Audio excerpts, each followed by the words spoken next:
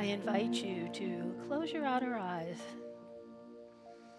to take in a deep cleansing breath and release it slowly. As you make yourself comfortable in your chair, just gently relaxing your body. And take in another mindful breath. And as you release it, begin to move your awareness within. Begin to open your heart space as we begin to feel God's love within us and as us and through us, lifting us up in the space of openness.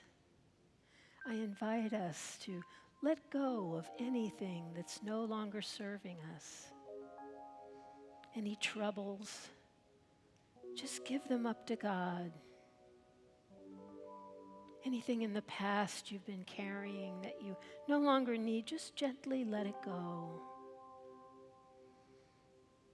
As we let go of all we've been through in the last many months, just let it go. As we move forward, we release, we let go, we forgive. As we open our hearts and minds to a new beginning,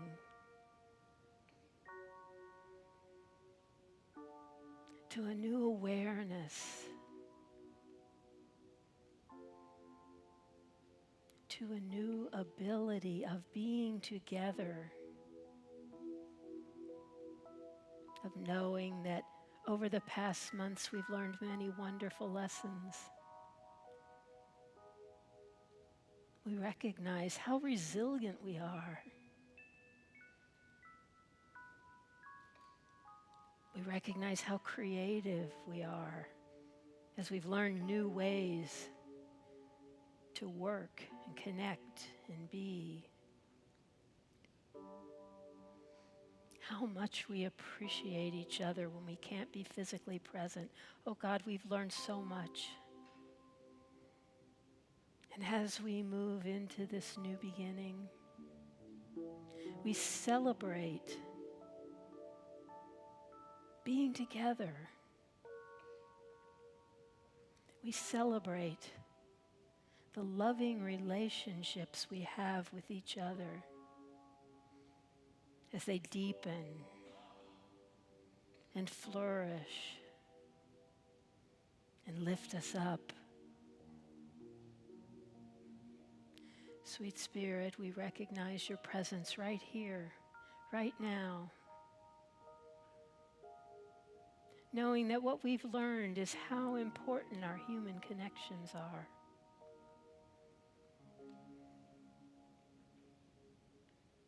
And how important each and every one of us is as an unrepeatable expression of the divine. Here to love ourselves and to love each other more fully as we move into this new beginning. And so we celebrate all the ways that we love, the depth and the breadth of our love is ever growing. And all the joy that we have in our lives that make life worth living. And we celebrate the peace that passes understanding that's in the very depths of our souls, connecting us with each other, connecting us with the divine. And we celebrate the recognition that we live in a prosperous universe where there's enough for all,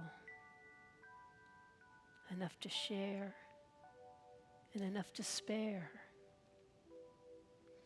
And so, sweet Spirit, we take these ideas and this celebration within as we take just a few moments to move our awareness within as we feel the presence of the divine in us and as us and through us.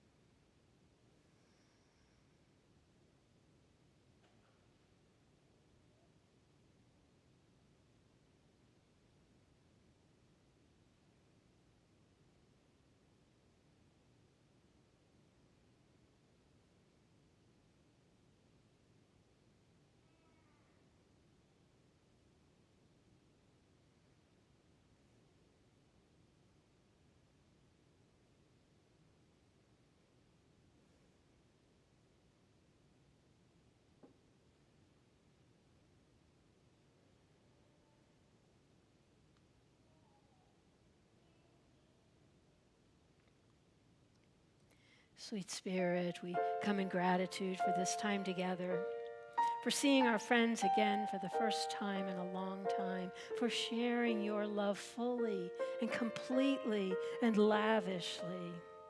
We say, thank you, God. Thank you, God. Thank you, God, and it is so. Amen.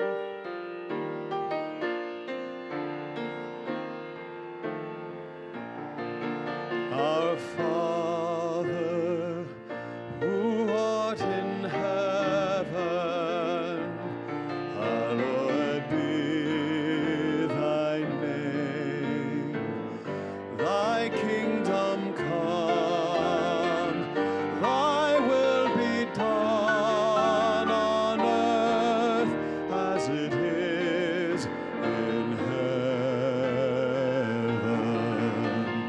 Give us this day our daily bread, and forgive us our debts as we forgive our debtors.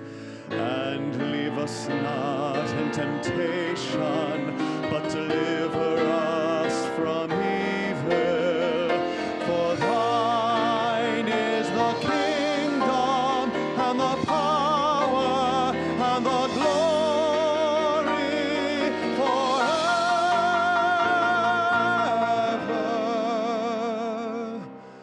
Amen.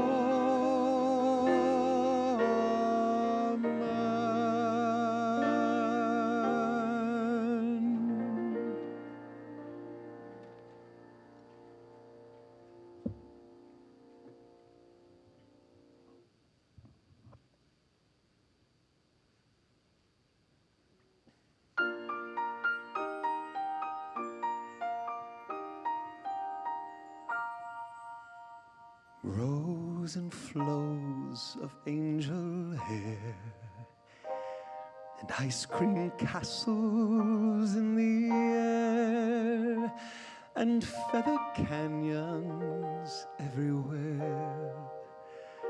I've looked at clouds that way, but now they only block the sun. They rain and snow on everyone. So many things I would have done. The clouds got in my way. I've looked at clouds from both sides now, from up and down, and still somehow it's clouds' illusions I recall. I really don't know clouds at all.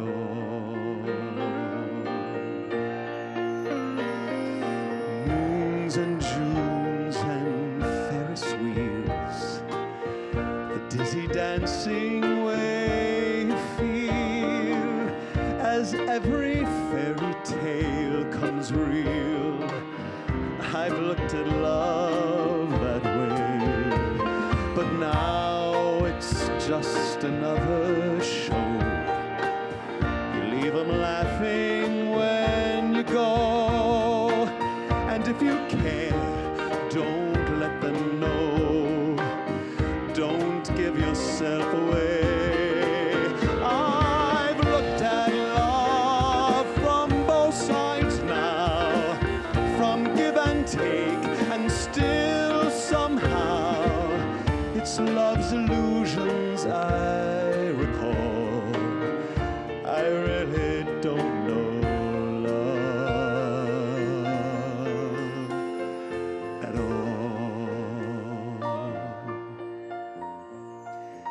Tears and fears and feeling proud to say I love you right out loud.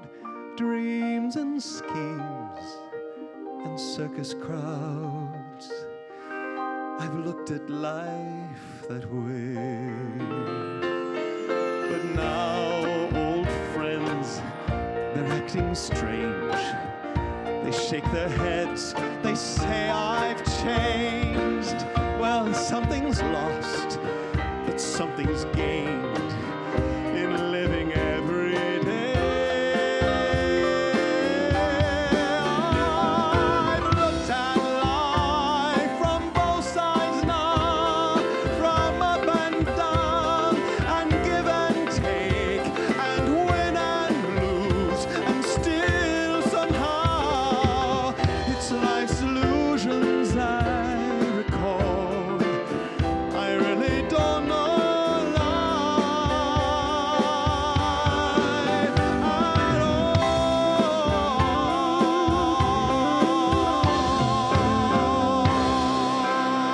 Woo! Rusty for Hurricane. Woo! Woo! Wow. Woo! Thanks, man. Fabulous, fabulous, fabulous. Woo! So how many people loved Christmas as a child, but as an adult, you didn't really like the hassle, the commercialism, the materialistic aspect, and you were kind of happy when it was done? Anybody ever had that experience? How many people ever met someone that right off the bat you couldn't stand them? Their tone, their attitude just kind of rub you the wrong way. But then after a while, you got to have a conversation with them, got to know them a little, found out you had some things in common, and you change and you actually like them. And even found they were pretty cool. Anybody ever have that? Anybody ever start like a new job, a new relationship, or a new activity, and you were just so gung-ho? After a couple of weeks, your gung-ho is gone. And you kept thinking, this isn't my job, this relationship isn't me, this activity isn't me, and you were done as fast as you began. How many people ever had that experience? You know what I think is amazing is how our perceptions change. You know, how our outlook and our belief about people, about tradition, about activities, about the world, sometimes shift. And sometimes shift dramatically from one side to the other. Sometimes changing from idealistic to realistic, or from pessimistic to optimistic, from positive to negative, from intentionally attached to kind of laid back and chill. And so, to me, I think perceptions are really important because they affect what we see and how we see, what we think and how we think, what we feel and how we feel. They affect how we interpret and interact and experience our lives every day. So I ask you the question is, how have your perceptions changed? And have they changed for the better? Today we begin our annual Songs of Life series. And I've been doing this for 23 years. Actually, this week is the 23rd anniversary of my ordination.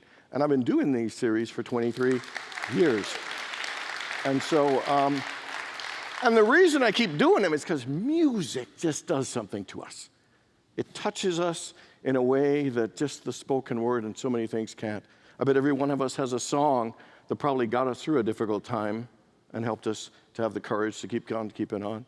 I bet you every one of us has some songs that have opened our hearts to feel some deep emotions that we needed to feel that we may not have allowed ourselves to feel that way. We all have songs that sometimes trigger some fabulous memories and the good old days. We have songs that uplift and inspire. We have songs that really move us in so many great ways. I really believe that songs and music add a richness and a depth to life. Usually we do a 4-week series, but now we're coming back. We are doing an 8-week series because let's double our pleasure and double our fun. Why not? And so today we're starting with the song Both Sides Now, and it was written by Canadian singer-songwriter Joni Mitchell, one of our most famous songs. And it was on the charts in 1968 for the first time when it was recorded by Judy Collins. The song had been covered many, many times. Frank Sinatra, Willie Nelson, Glenn Campbell, so many more. It's been a part of many TV shows and movies, Love Actually being one of the ones you might remember. There's a faster version, a slower version. You got to hear a bit of both versions. And so her inspiration was a book called Henderson and the Rain King. And so she was on a plane reading, and then in the book, the main character was on a plane reading, and then paused and looked out the window at the clouds. So she put down her book and looked out the window at the clouds. You ever look at clouds, and they look so cotton bally soft? And sometimes they look so thin and transient. Sometimes you see angels or faces or animals or a heart. Well, Joni Mitchell looked out the window at the clouds and was inspired to write these words. Rows and flows of angel hair and ice cream castles in the air and feather canyons everywhere. I've looked at clouds that way. But now they only block the sun. They rain and snow on everyone. So many things I wish I'd done, but clouds got in the way. I've looked at clouds from both sides now, from up and down, and still somehow. It's clouds illusion, I recall. I really don't know clouds at all. And some people, when they hear this song, can think it sounds sad and melancholy, even negative, but I actually think the song is inspiring. To me, it's a heartfelt song that gives us some insight and wisdom about understanding our own perceptions, and particularly how very different our perceptions can be. In the song, as a child, the clouds made her happy. They filled her with joy of possibilities and canyons and ice cream castles. As an adult, they got in her way. They blocked the sun, they blocked the light, and they blocked her joy and happiness. So this morning, we're going to talk about perceptions and how it's important to look at life from both sides now. So let's look at perception affects our personal evolution. You know, the great Muhammad Ali once said that a man who looks at life at 50 the same way he looked at life at 20 has wasted 30 years of his life. We are all here to grow, and we are here to evolve. And a part of that process of growth and development and evolution, both at the human level and the spiritual level, requires that we change and evolve some of our perceptions. You know, we are here to learn and expand our awareness. We're not supposed to see life the same way throughout our entire lives. Otherwise, we wouldn't grow, we wouldn't learn, we would just stagnate and not fulfill our divine potential, not fully express and become who we came here to be. You know, in the book of Luke, chapter 2, verse 52, it says this: Jesus grew in wisdom and stature and in favor with God and man. And what it's saying is Jesus evolved. Jesus became and unfolded into all that he came to be, and that's what we are here to do as well. We're here to evolve and mature spiritually, and we're evolve and mature at the human level as well. And to evolve as leaders, as parents, as partners, as teachers, as artists. We're here to evolve in our awareness and our appreciation and our compassion and our understanding and our love. We are here to evolve in the fullness of how we express that spirit within ourselves. And one thing that's important to know is that in this evolution and our perceptions, we are the most important. We are the ones that hold the key to it. Shakespeare, in his play Hamlet, wrote these words: "Nothing is either good or bad, but thinking makes it so." So are clouds good or are clouds bad? It's all a matter of our perceptions. Is life beautiful and wonderful, or is life a cruel and unpleasant place? Is the glass half full, or is the glass half empty? It is a problem, or is it an opportunity? Is it a challenge, or is it a lesson? Is it a trial, or is it a blessing? You know, we create our own perceptions. Dr. Viktor Frankl said this. He said, we ask, what is the meaning of life? But he said, you know what the real question is? Is what meaning do you give life? See, we create our own perceptions, and we create our own meaning as well. So what is your perception right now of life? What is your perception of yourself? What is your perception of love? What is your perception of your future? What is your perception of the meaning of your life? And what perception might you like to change? You ever look back on your life and think, wow, look how far I've come. So how have you changed over the last 20 years? What has changed in you? See, one of the things is that we're all here to evolve, and our perceptions is what really, and how we change them, that really develops and allows us to evolve. The second thing about perceptions is that we learn our perceptions are actually illusions. I love when it says, it's cloud's illusions I recall, it's love's illusions I recall, it's life's illusions I recall. I mean, I think we all heard that phrase, life is an illusion. Whatever you think is real is not real. I didn't understand what that meant, didn't take it seriously until I heard a quote from Einstein, because I figure he's pretty smart, so I can trust him.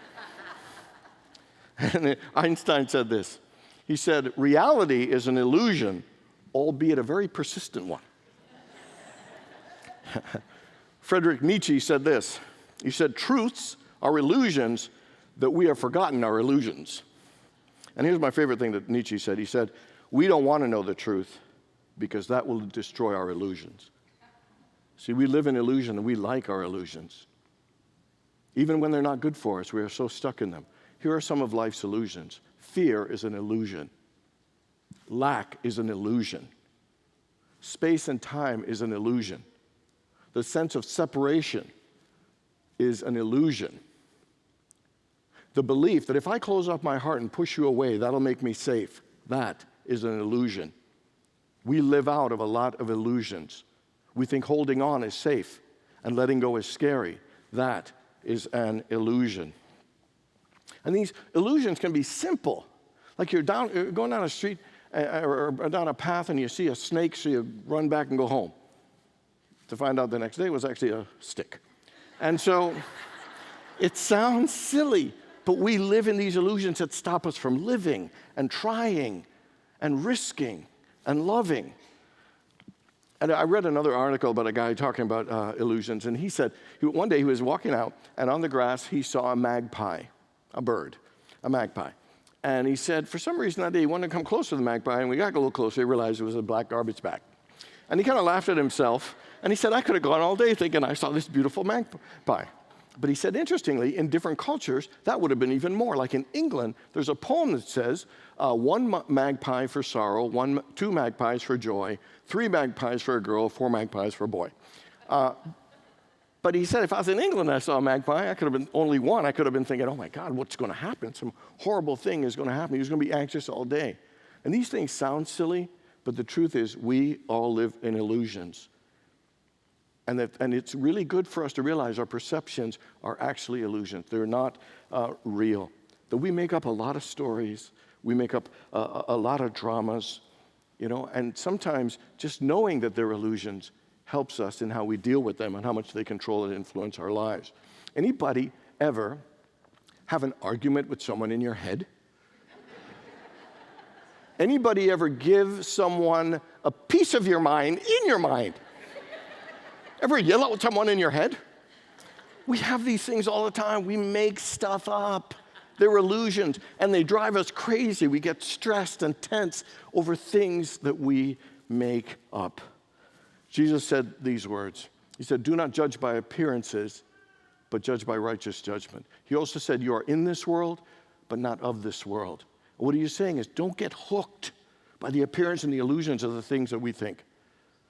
Don't get hooked by them. And so the question is, so if it's an illusion, does that mean we stop trying and working on bettering ourselves, improving ourselves? The answer is no. We still live and risk and learn and better ourselves. We still try to get into the God consciousness and see people in life through the eyes of love and joy. We keep working at it. But we realize that so much of our lives are illusions, the things that we fear, the things that we dislike. And, I have this fear of telling a joke and nobody laughing. I have this fear of trying to be funny and then no one thinks I'm funny. But I realize now I don't have to fear nobody laughing because laughing is an illusion. So I can just be free to tell my jokes with no pressure or sense of embarrassment. Let's give it a try.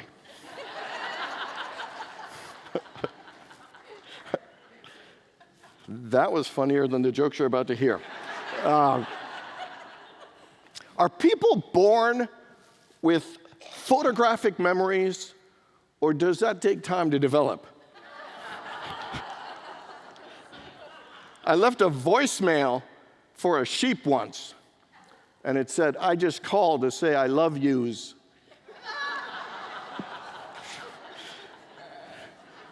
This guy named Herb gave me some sage cooking advice, and I've been stewing on it ever since. Okay. You know what's funny?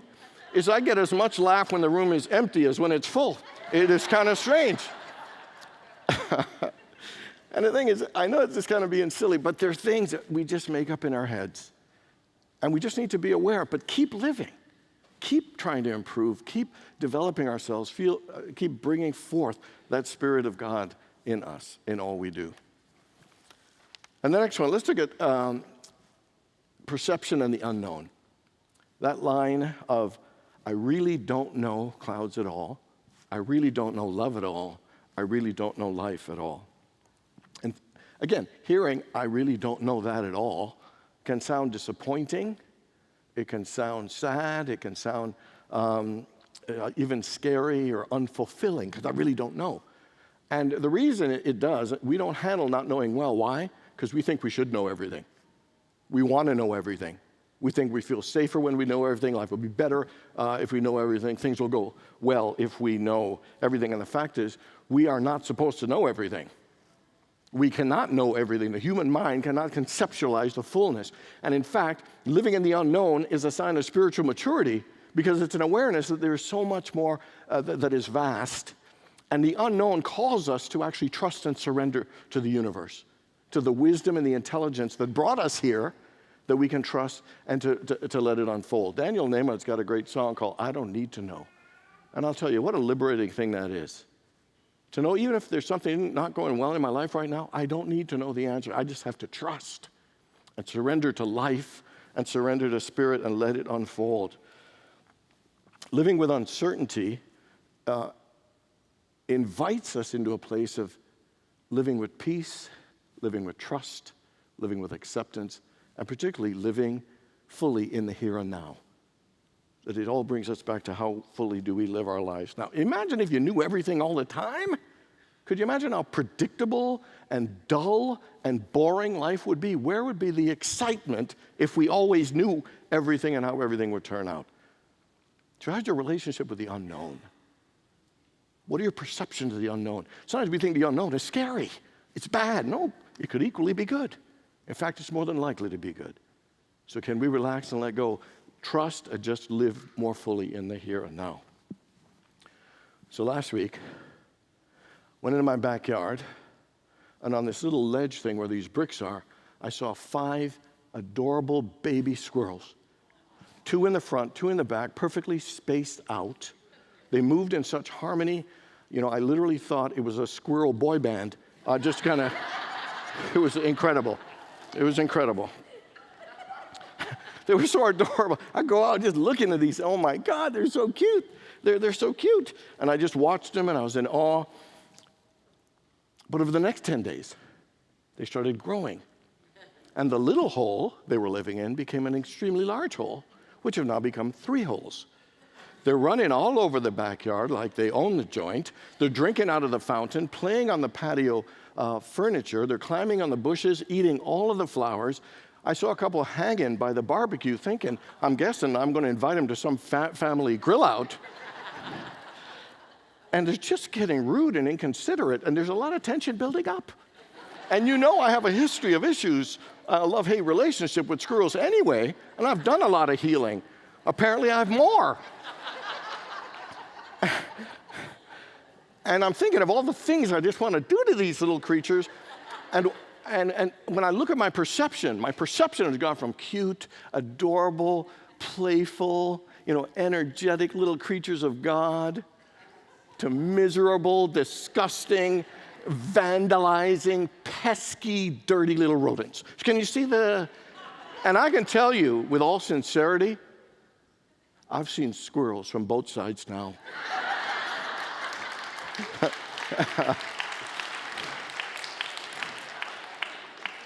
It's squirrel illusions that I recall.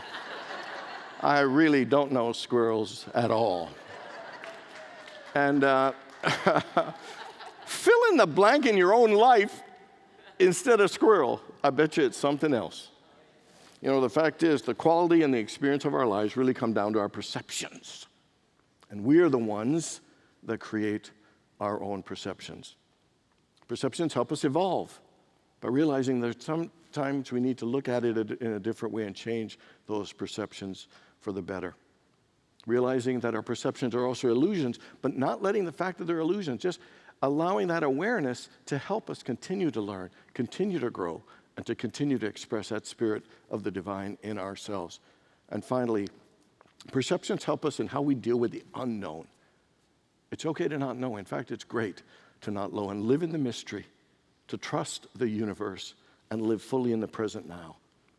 Life is an amazing gift, and it can be even more amazing and more wonderful when we allow ourselves to see life from both sides now. God bless you all. All right.